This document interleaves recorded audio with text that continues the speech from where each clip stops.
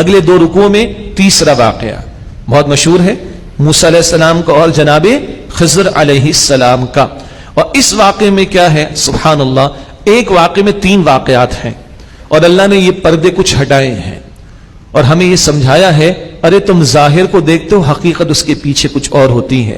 ظاہر کبھی کڑوا ہوتا ہے، بڑا عجیب ہوتا ہے، پریشان کن ہوتا ہے، مگر اس کے پیچھے مٹھاس ہوتی ہے، اس کے پیچھے راحت ہوتی، اس کے پیچھے مقصد ہوتا ہے، حکمت ہوا کرتی ہے.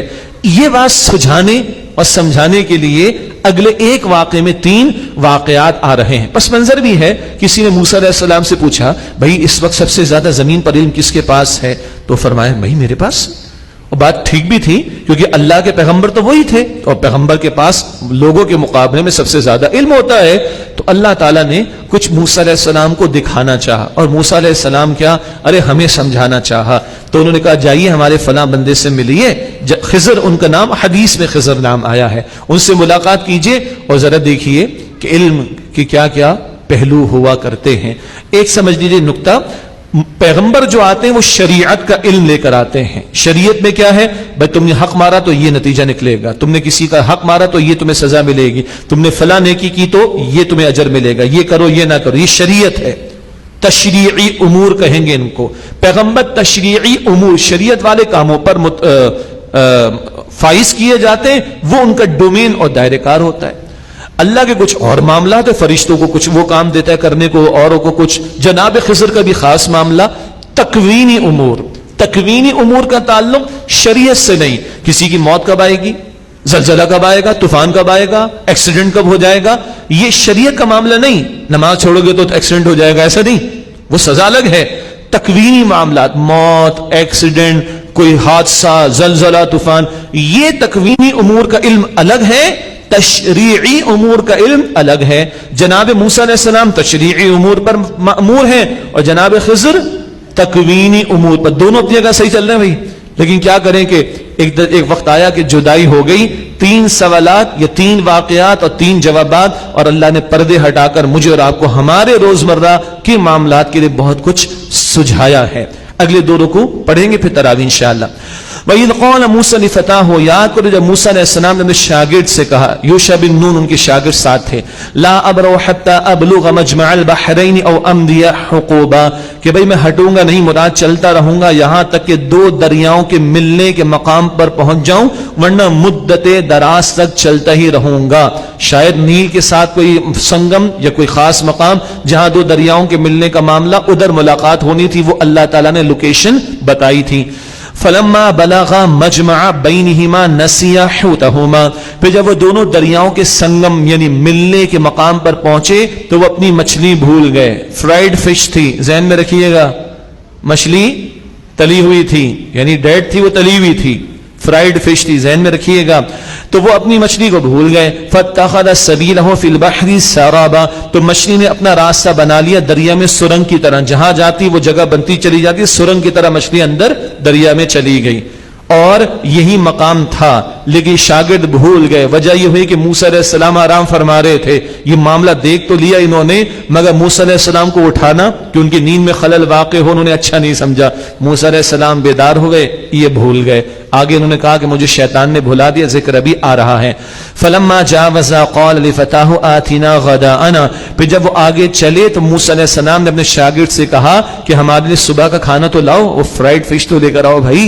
لقد لقینا من سفرنا هذا نصبا، یقیناً ہم نے اپنے سفر میں بڑی تھکاوٹ پائی ہے. نقطے تو بہت ہیں، زیادہ تفصیل کا موقع نہیں. ایک نقطہ یہاں کیا ہے، جو مقام طے تھا وہ کراس کر کے آگے چلے گئے، اب تھکاوٹ ہوئی ہے، اب تھکاوٹ ہوئی ہے.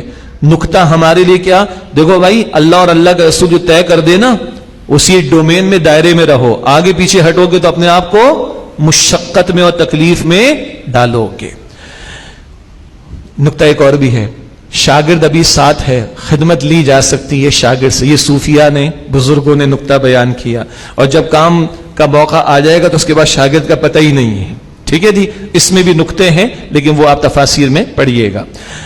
قال ارائیت اذ اوینا الى الصخرہ تو شاگرد نے کہا کہ آپ نے دیکھا جب ایک چٹان کے پاس ٹھہرے تھے فإنی نسیت الحوت، تو میں تو مچھلی کو بھول گیا، وما انسانیہ الا الشیطان ان اذکرہ، اور مجھے نہیں بھلایا مگر شیطان نے کہ میں آپ سے اس کا ذکر کروں۔ اشارہ کیا ہے؟ جب بندہ اللہ کے حکم پر عمل کرنے میں نکلتا ہے تو شیطان ورغلانے کی کوشش کرتا ہے، تو دینی گفتگو کرتے ہوئے برائی کے پہلو کو شیطان کی طرف منسوب کیا جاتا ہے کہ اس نے مجھے بھلا دیا۔ یہ فرما رہے وَاتَّخَذَ سَبِيلَهُ فِي الْبَحْرِ عَجَبًا، اور اس نے بنا لیا اپنا راستہ دریا میں عجیب طریقے پر۔ اول تو فرائیڈ فش تھی، مردہ تھی نا، پتہ نہیں کیسے زندہ ہوگی، اور کیسے اس نے سرنگ کی طرح راستہ بنایا، اور یہ جا اور وہ جا، تو یہ بھی مادہ پرستی کا رد ہے۔ اللہ مردے کو زندگی دینے پر قادر ہے، ٹھیک ہے، اللہ اکبر۔ قال ذلك ما كنا نبغي، موسیٰ علیہ السلام نے فرمایا کہ بھائی یہی تو وہ مقام تھا، یہی تو ہم چاہتے تھے۔ فرتد على آثارهما، پھر دونوں لوٹے اپنے نشانات قدم پر، قصصا، دیکھتے دیکھتے۔ اب شاگرد کا بیان مکمل، جناب خضر اب ملیں گے۔ فوجد عبدا من عبادنا، پھر انہوں نے ہمارے بندوں میں سے ایک بندے کو پایا جن کا نام حدیث شریف میں خضر آیا ہے۔ آتینا رحمتا من عندنا، انہیں ہم نے اپنے پاس سے رحمت عطا کی۔ وعلمناہ من لدنا علما، اور ہم نے انہیں اپنے پاس سے علم عطا فرمایا، خاص علم عطا فرمایا۔ کون سا؟ تکوینی امور کا۔ قال له موسیٰ، موسیٰ علیہ السلام نے فرمایا هل اتبعك على ان تعلمني مما علمت رشدا، کیا میں آپ کے ساتھ چلوں اس بات پر کہ آپ مجھے سکھا دیں اس بھلی راہ میں سے جو آپ کو عطا کی گئی ہے۔ یہاں مفسرین بڑی عمدہ گفتگو کی ہے، استاد اور شاگرد کے آداب۔ حالانکہ موسیٰ علیہ السلام پیغمبر ہیں، مگر التجا، میں سیکھ سکتا ہوں آپ سے، آپ کو اللہ نے عطا فرمایا، آپ مجھے سکھا دیں گے اس میں سے۔ یہ ادب ایک شاگرد کا وہ سکھایا جا رہا ہے۔ قال انک لن تستطیع معی الصبر، جناب خضر نے کہا بھائی آپ تو میرے ساتھ ہرگز صبر ہی نہیں کر سکیں گے۔ کیوں کہا؟ وکیف تصبر علی ما لم تحط به خبرا، اور آپ کیسے اس پر صبر کریں گے جس کا آپ نے جس کی واقفیت کا آپ نے احاطہ ہی نہیں کیا ہے۔ مطلب آپ تشریع امور پر مامور ہیں، میں تکوینی امور پر مامور ہوں، میں کچھ ایسا کروں گا جو آپ کو لگے گا عجیب، تو آپ صبر کر نہیں سکیں گے۔ قال، موسیٰ علیہ السلام نے فرمایا ستجدنی انشاء اللہ صابرا، اگر اللہ نے چاہا تو آپ مجھے صبر کرنے والا پائیں گے، انشاءاللہ۔ یہ پہلے بھی ذکر آیا، ولا اعصی لک امرا، میں آپ کی کسی بات میں نافرمانی نہیں کروں گا۔ قال، موسیٰ جناب خضر نے فرمایا فإن اتبعتنی فلا تسألنی عن شیء، بس اگر آپ کو میرے ساتھ چلنا ہے نا تو مجھ سے کسی چیز کے بارے میں پوچھئے گا مت، حتی احدث لک منہ ذکرا، یہاں تک کہ میں خود آپ سے اس کا ذکر کروں۔ یہ ہو گیا جناب اگریمنٹ کہ آپ نے کچھ کہنا نہیں ہے جب تک کہ میں خود ذکر نہ کروں۔ فانطلقا، پھر دونوں چلے، حتی اذا رکبا فی السفینۃ خرقها، یہاں تک کہ وہ دونوں کشتی میں سوار ہوئے تو جناب خضر نے اس میں سوراخ کر دیا۔ قال خرقتها لتغرق اهلها، موسیٰ علیہ السلام نے فرمایا بھائی تم نے اسے سوراخ کر ڈالا کہ اس کے سواروں کو غرق کرنا چاہتے ہو؟ لقد جئت شیئا امرا، بڑی خطرے کی بات کر ڈالی تم نے۔ قال الم اقل انک لن تستطیع معی الصبر، جناب خضر نے فرمایا بھائی میں نے آپ سے کہا نہیں تھا آپ میرے ساتھ صبر کر ہی نہیں سکیں گے۔ قال لا تؤاخذنی بما نسیت، جناب موسیٰ علیہ السلام نے فرمایا دیکھو بھائی اس پر میرا مواخذہ نہ کیجئے جو میں بھول گیا، ولا ترهقنی من امر عسرا، اور میرے معاملے میں مجھ پر مشکل نہ ڈالیں، میں سیکھنا چاہتا ہوں۔ یہ دیکھ التجا، میں سیکھنا چاہتا ہوں، مشکل میں نہ ڈالیں، ذرا ساتھ لے کے چلیں۔ فانطلقا، پھر وہ دونوں چلے، حتی اذا لقی غلاما فقتلا، یہاں تک کہ ایک لڑکے سے ملے تو جناب خضر نے اسے قتل کر دیا۔ قال اقتلت نفسا زکیۃ بغیر نفس، موسیٰ علیہ السلام نے فرمایا بھائی تم نے ایک پاک جان کو کسی جان کے بدلے کے بغیر قتل کر ڈالا؟ لقد جئت شیئا نکرا، تم نے تو بڑا ہی ناپسندیدہ کام کیا، بچہ مار دیا تم نے، قتل کر دیا لڑکے کو، اللہ اکبر۔ قال الم اقل لک انک لن تستطیع معی صبرا، جناب خضر نے فرمایا کہ آپ سے میں نے کہا نہیں تھا کہ آپ میرے ساتھ ہرگز صبر نہیں کر سکیں گے۔ قال ان سألتک عن شیء بعدها فلا تصاحبنی، جناب موسیٰ علیہ السلام نے فرمایا کہ اچھا بھائی اگر اس کے بعد میں تم سے کسی بھی شے کے بارے میں پوچھوں تو اب مجھے اپنے ساتھ نہ رکھنا۔ قد بلغت من لدنی عذرا، یقیناً تم میری طرف سے حد عذر کو پہنچ چکے ہو، اب یہ بہت ویلڈ ایکسکیوز تمہارے پاس ہے کہ اب میں پوچھوں تو مجھے اپنے ساتھ نہ رکھنا۔ اس میں بھی نکتہ ہے، یہ نہیں کہ آدمی لٹکاتا رہے معاملے کو، پیچھے پڑا رہے، سیٹل نہ ہو، نہیں بھائی اب آپ آخری چانس مجھے ایک دے دیں پھر معاملہ ختم۔ چلیے پھر آگے چلیں. فانطلقا، پھر وہ دونوں چلے. حتی اذا اتیا اہل قریۃ استطعما اہلھا فابوا ان یضیفہما، یہاں تک کہ گاؤں والوں کے پاس آئے، انہوں نے اس کے باشندوں سے کھانا مانگا تو انہوں نے انکار کر ڈالا کہ ان کی ضیافت کریں. عجیب بات ہے، بیچارے دو افراد آئے ہیں، مسافر ہیں، تم سے کھانا مانگ رہے ہیں، کھانا تو کھلا دو، مہمان نوازی کا کوئی حق تو ادا کرو، میزبانی کا کوئی شرف تو حاصل کرو. فوجدا فیہا جدارا، پھر انہوں نے وہاں ایک دیوار کو دیکھا. یرید ان ینقض فاقام، جو گرا چاہتی تھی جناب خضر نے ہاتھ پھیر کے سیدھا کر دیا. جناب موسیٰ علیہ السلام سے رہا نہ گیا.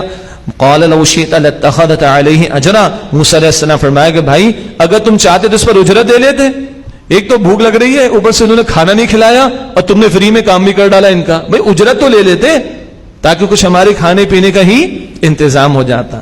قال ھذا فراق بینی و بینک، جناب خضر نے فرمایا کہ اے موسیٰ اب ختم معاملہ، اب یہ میرے اور آپ کے درمیان جدائی کا معاملہ ہے. ہاں سأنبئک بتأویل ما لم تستطع علیہ صبرا، میں آپ کو حقیقت حال بتائی دیتا ہوں جس پر آپ صبر نہ کر سکے. اب پردے ہٹیں گے، تینوں واقعات کے تعلق سے پردے ہٹ رہے ہیں. اور اس صورت کا مرکزی موضوع کیا ہے؟ مادہ پرستی کا رد، ظاہر پرستی کا رد، اسباب پرستی کا رد، ظاہر کو سب کو سمجھنا اور اس کے پرے ورے جو اصل حقائق ہے اس کو فراموش کر دینا، اس کا رد، اس دجالی فتنے کا رد. تینوں پر سے پردہ ہٹ رہا ہے. اما السفینہ، رہی وہ کشتی، فکانت مساکین یعملون فی البحر، تو وہ کچھ مسکینوں کی تھیں جو دریا میں محنت مزدوری کا کام کرتے تھے. فاردت ان اعیبها، پس میں نے چاہا کہ اس میں ایک عیب پیدا کر دوں. کیوں؟ وکان وراءہم ملک، آگے ایک بادشاہ تھا ظالم، یاخذ کل سفینۃ غصبا، وہ پکڑ لیا کرتا تھا ہر کشتی کو زبردستی. تو میں نے کہا تختہ جو توڑا تو اس میں عیب آ گیا، اس عیب کی وجہ سے ان غریبوں کی کشتی بچ گئی، ورنہ ساری کی ساری جاتی. تو چھوٹے نقصان کے نتیجے میں بڑے نقصان سے بچ گئے. ایک دو. وَأَمَّا الْغُلَامُ، رہا وہ لڑکا، فَكَانَ أَبَوَاهُ مُؤْمِنَيْنِ، تو اس کے ماں باپ مومن تھے. فَخَشِينَا، توجہ کیجئے گا، پچھلی آیت میں واحد کا صیغہ تھا، جناب خضر فرما رہے ہیں، یہاں جمع کا صیغہ ہے. اہل علم کا فرمان ہے کہ اس بات کے بیان کی نسبت اللہ نے اپنی طرف کی ہے، اور جناب خضر بھی اللہ کے حکم کے پابند تھے، کیونکہ کشتی توڑنے کے مقابلے میں لڑکے کا قتل بڑی بات ہے نا. انداز دیکھیں، فخشینا، ہمیں اندیشہ تھا، ان یرہقہما طغیانا و کفرا، کہ وہ انہیں سرکشی اور کفر میں پھنسا دے گا.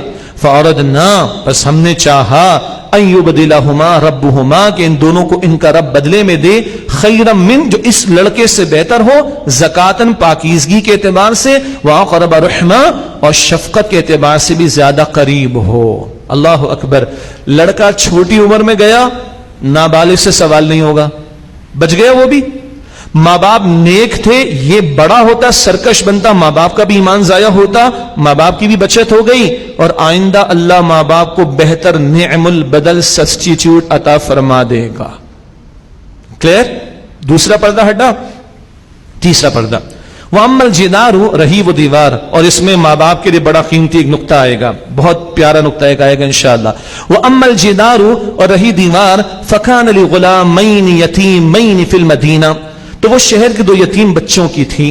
وَكَانَ تَحْتَهُ كَنْزٌ لَهُمَا، اور اس دیوار کے نیچے دونوں کے لیے خزانہ تھا، باپ نے چھوڑا تھا. وَكَانَ أَبُوهُمَا صَالِحًا، اللہ اس کو مارک کیجئے، جو نوٹ کر رہے ہیں مارک کیجئے خدا را اس کو. وَكَانَ أَبُوهُمَا صَالِحًا، اور ان کا باپ نیک تھا. بچے یتیم ہو گئے، خزانہ باپ کا تھا، وہ دفن تھا بچوں کے لیے، دیوار کے نیچے تھا. فَأَرَادَ رَبُّكَ، پس آپ کے رب نے چاہا، أَن يَبْلُغَا أَشُدَّهُمَا وَيَسْتَخْرِجَا كَنْزَهُمَا رَحْمَةً مِّن رَبِّكَ، کہ یہ دونوں اپنی جوانی کو پہنچیں اور دونوں آپ کے رب کی رحمت سے اپنا خزانہ نکال لیں. اللہ اکبر. اس لیے موسیٰ میں نے دیوار کو سیدھا کر دیا. بات واضح ہو رہی؟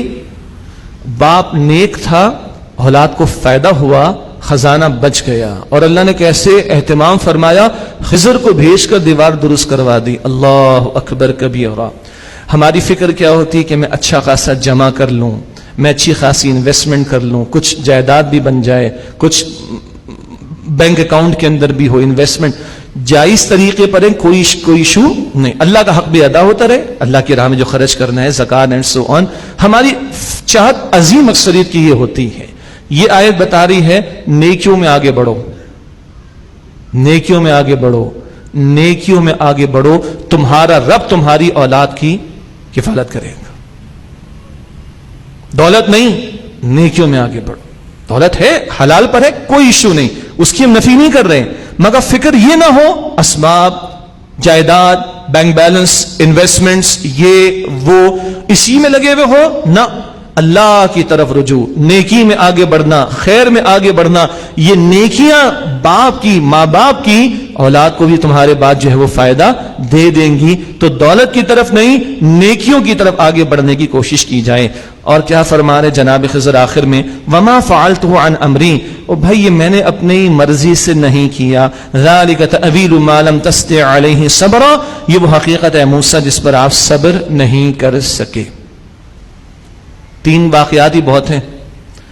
اب بدلتے حالات میں ہم سب پر بھی بہت کچھ بیتتا ہے. اللہ کی شان, قتال کا ذکر آیا, وہاں یہ بڑی قیمتی بات آئی ہے سورہ البقرہ آیت نمبر 216 میں. عسى ان تکرہوا شیئا وہو خیر لکم, ہو سکتا ہے چیز کو تم ناپسند کرو وہی تمہارے لیے بہتر ہو. وعسى ان تحبوا شیئا وہو شر لکم, ہو سکتا ہے چیز تم پسند کرو وہی تمہارے لیے شر ہو. تم تو یہ دیکھتے ہو ظاہر, واللہ یعلم وانتم لا تعلمون, اور اللہ جانتا ہے تم نہیں جانتے. ریئل لائف واقعہ. ایک صاحب اپنے آفس میں پہنچے, صبح ان کو آفس سے کسی جگہ کلائنٹ کے پاس یا کسی ہائپس کے پاس میٹنگ کے لیے جانا تھا. رات کو ڈرائیور سے کہا تھا اچھی طرح پانی اور پیٹرول اور ہوا ٹائروں میں سب کچھ اچھی طرح چیک کرنا, صبح آفس سے جانا ہے. آفس میں انٹر ہو رہے ہیں, پیچھے سے 2 لڑکے پسٹل وغیرہ لے کر آ گئے, نکالے جی چابی, گاڑی بہت اچھی ہے آپ کی. ایک آدمی نے کہا بیٹا پکڑو چابی, میرے مقدر کی ہوگی مجھے ملے گی, تمہاری مقدر ہوگی تم لے کے جاؤ گے. چلے گئے لڑکے دونوں. 15-20 منٹ کے بعد اپنے پیون کو بھیجا, بیٹا ذرا دیکھ کر آؤ کیا بنا گاڑی کا. پیون نے آ کر بتایا سر گاڑی کھڑی ہوئی ہے. کیا ہو گیا بیٹا؟ سر گاڑی کے 2 ٹائر پنکچر ہو گئے. تھوڑا سوچیے اس کو. ابھی اگر 15 منٹ کے بعد ان صاحب نے نکلنا ہوتا اور یہ ڈرائیور سے کہتا بیٹا گاڑی سٹارٹ کرو, اور ڈرائیور کہتا سر گاڑی پنکچر ہوتی, تو کتنا غصہ آتا اور کیا کچھ ہو جاتا. ابھی جب پیون نے آ کر بتایا کہ سر گاڑی کے 2 ٹائر پنکچر ہیں, پنکچر اچھے لگ رہے ہیں برے لگ رہے ہیں؟ بولیں اچھے لگ رہے ہیں. کیوں؟ 20-25 لاکھ کی گاڑی اللہ کے فضل سے. خیر وہ اللہ کے نیک بندے تھے. بیٹا میرے مقدر کی مجھے ملے گی, تیرے مقدر کی تجھے ملے گی. ہمیں نہیں پتا, کڑوی بات سامنے آتی ہے اپنے اندر سے, اپنوں میں سے, دائیں بائیں سے کڑوی بات سامنے آتی ہے, اور ہمیں نہیں پتا کہ اللہ اس کے بعد کس قدر اس میں خیر مجھے اور آپ کو عطا فرما دے.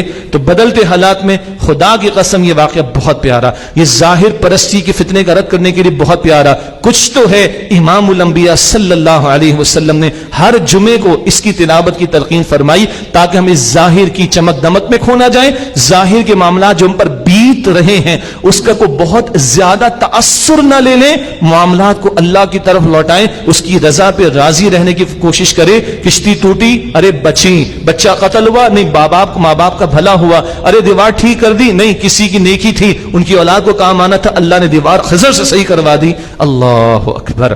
یہ ہے ظاہر پرستی کے فتنے کا رد.